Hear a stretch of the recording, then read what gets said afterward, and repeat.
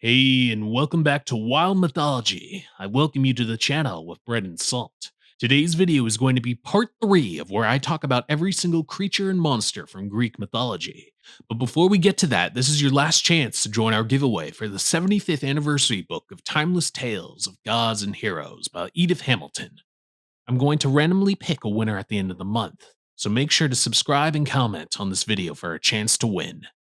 Plus, if you make a comment on all the videos I've made this month, you can have 8 chances in total to win the giveaway. Now enough of that, let's get to the creatures of Greek mythology. Number 1. The Sphinx.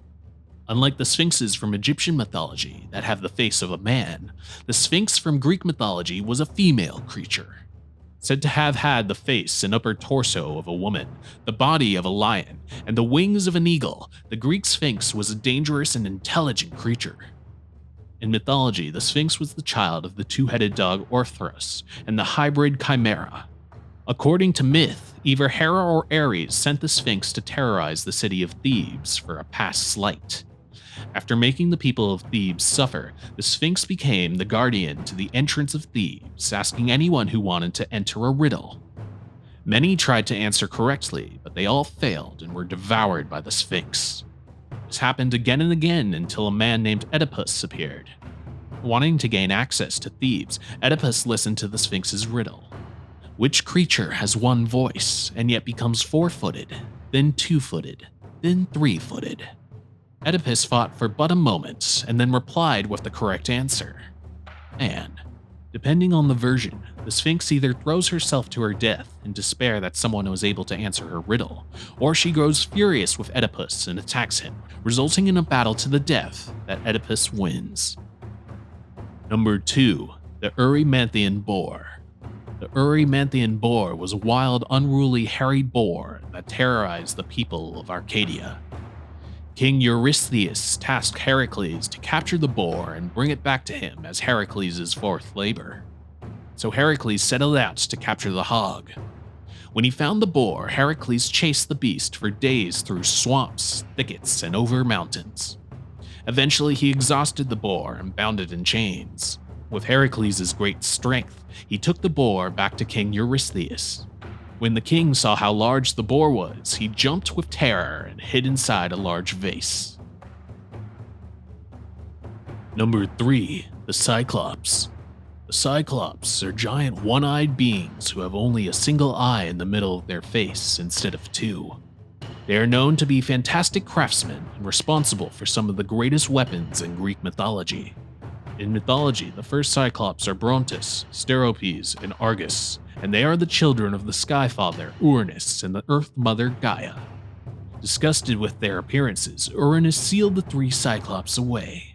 Eventually, they were released by Zeus, and in return for releasing them, the Cyclops brothers crafted Zeus's all-powerful Thunderbolt, as well as a trident for Poseidon and the Helm of Darkness for Hades. After the Olympians won the war against the Titans, the Cyclops brothers began to have children. These children went out into the world, with some being shepherds and others becoming assistants to the smith god Hephaestus. The most famous Cyclops in mythology is Polyphemus, who is the son of Poseidon. During Odysseus' journey home from the Trojan War, Odysseus and his men came upon the island of Cyclops. There they found a cave filled with provisions, but a moment later Polyphemus returned from shepherding his sheep. He rolled a great boulder to block the exit of the cave and ate 2 of Odysseus' men. Eventually though, Odysseus is able to get Polyphemus drunk, and then he blinds the Cyclops.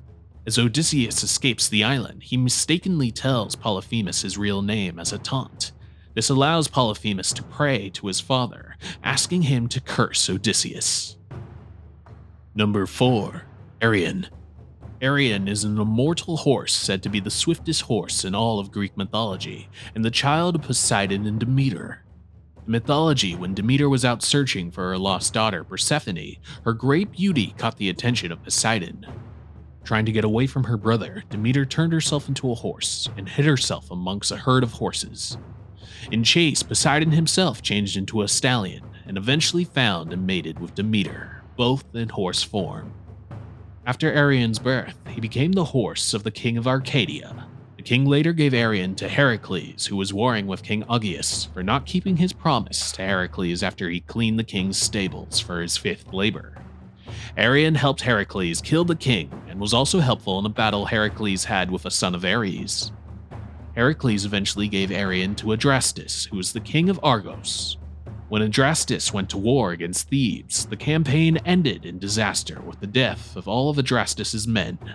And just when Adrastus was about to die, Arion swiftly swooped in and saved the king. Number 5. Hippocampus. Hippocampi are creatures with the upper body of a horse with 2 front legs, a serpent-like lower body of a fish, and sometimes are said to have wings. In mythology, hippocampi were the mounts of many sea gods and goddesses. When Poseidon, the king and god of the sea, went into battle, his chariot was pulled by 4 hippocampi. It's interesting to note that hippocampi have close connections with similar creatures, such as the Kelpies from Celtic mythology and Capricorn from astrology. And there it is, I give you 5 more creatures from Greek mythology. I hope you enjoyed the video. Go check out our latest content and don't forget to subscribe and comment so you can enter our giveaway. Well, until next time on Wild Mythology.